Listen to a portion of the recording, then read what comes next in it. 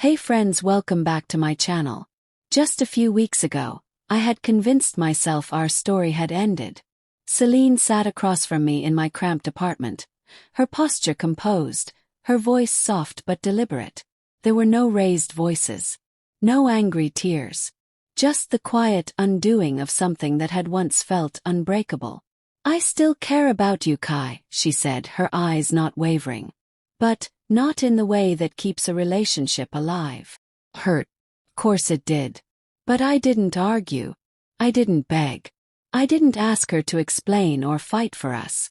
Instead, I gave a small nod, one of those silent gestures that says more than words ever could, and tucked my pain into the corners of myself where it wouldn't spill out in front of her. I let her walk away. Her honesty stung, but I respected it. I didn't try to twist her truth into a lie that made me feel better. I believed that was it. Final page. The end. But life has a funny way of looping back when you least expect it. Celine's younger brother, Micah, and I had been close long before she and I ever became anything more than passing acquaintances. We bonded over late-night basketball games, video games, and the shared confusion of young adulthood. So when he messaged me out of the blue, inviting me to his birthday dinner at their family home, I didn't hesitate. I figured it'd be a chill evening. Familiar faces, good food, nothing dramatic. A simple night to remind me I wasn't defined by heartbreak. I was wrong. The moment I stepped into their house, the air shifted. I spotted her immediately, Celine. She was tucked into the far corner of the living room, leaning into a small group of friends, laughing at something one of them said. The sound was soft, familiar. Too familiar. She noticed me. Just a flicker. A second of surprise in her expression, but she quickly masked it with a tight, polite smile before turning her attention back to the conversation. An unspoken agreement passed between us. Civility. I nodded in return, pretending my heart hadn't skipped a beat. I walked straight over to Micah, clasped his hand, and fell into easy laughter and catch-up stories. I told myself I was fine, that I could handle this, and for a while it worked. The evening rolled on with warm lighting, mellow music, and the comforting hum of chatter. Tables were crowded with food. Laughter rose and fell around me. It wasn't a party, it was a gathering, cozy and grounded.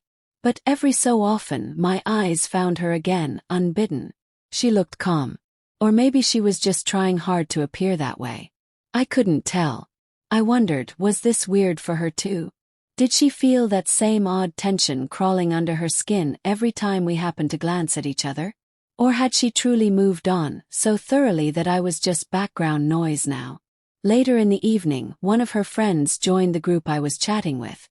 I recognized her vaguely, Layla. We'd met once, back when Celine and I were still a couple, but never exchanged more than a few pleasantries. This time was different. She complimented my coat.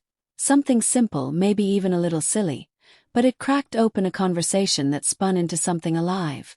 We jumped from old movies to underrated travel spots to shared opinions about midnight snacks.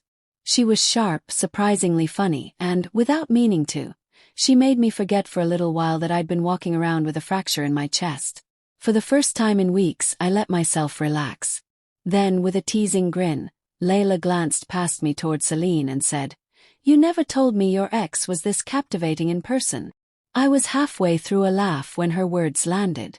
I froze, eyes flicking to Celine. She had clearly heard. Her smile faltered for just a heartbeat, long enough to catch it, before she forced a brittle laugh and muttered something to the person beside her. But something in her changed. She stiffened. The ease drained from her face. She stopped looking my way altogether. She moved through the room after that like someone trying not to be seen, checking her phone too often, hopping between conversations, distracted and disconnected. The warm, comfortable Celine from earlier was gone. What remained was restless. I hadn't meant to shake her. I hadn't even been trying. But I could feel the shift, clear as a tremor in the floorboards.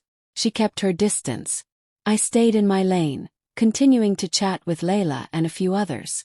But from the corner of my eye, I caught Celine's glances, quick, almost involuntary, like she was watching a version of me she hadn't expected to see. Maybe she thought I'd be wrecked. Maybe she imagined me waiting, stuck in place, hoping she'd return. But I hadn't. Been quiet, yes. Hurt, yes. But I'd been rebuilding piece by quiet piece. And maybe, just maybe, she was realizing that now. That I wasn't the broken man she'd left. Toward the end of the night, as people filtered toward the door and the house emptied out, Celine passed by me.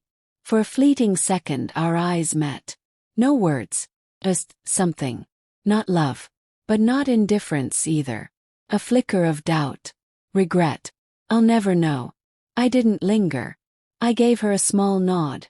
One of recognition, nothing more. And stepped outside into the night air. The chill felt clean. Sharp but honest. And for the first time in a while I wasn't aching. She had chosen to let me go. That was her right. But when someone else saw what she no longer could, and she felt the sting of it, that told me more than anything she could have said.